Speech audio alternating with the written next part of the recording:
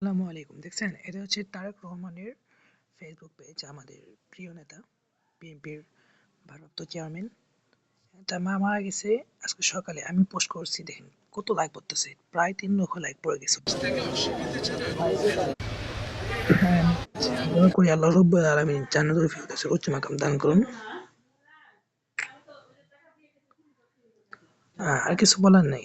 আজকে হচ্ছে 30 তারিখ, 12 মাস 2025 সাল। কালকে 31শে ডিসেম্বর, তারপরে 2026 সাল।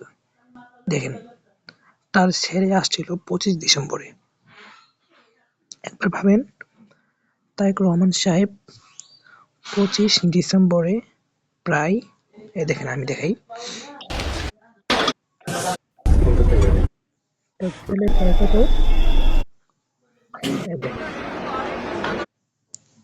দেখেন, দীর্ঘ 6,314 দিন পর বাংলাদেশের আকাশে। ঠিক আছে, কত লাইক পড়ছে এখানে।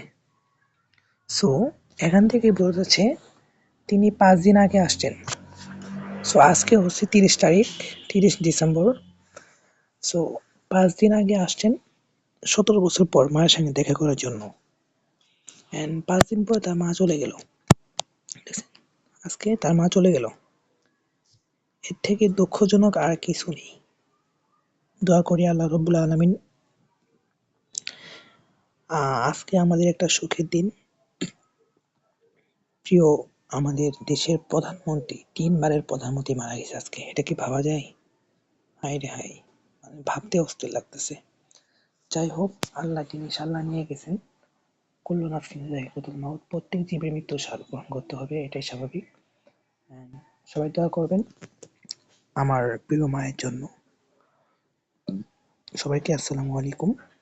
আর আল্লাহ যদি আমার প্রিয় মাকে জান্নাতুল ফেরদৌসের উচ্চ মাকাম দান করুন, আল্লাহুম্মা আমিন। আসসালামু আলাইকুম সবাইকে। আর সবাই নামাজ পড়বেন, ওকে?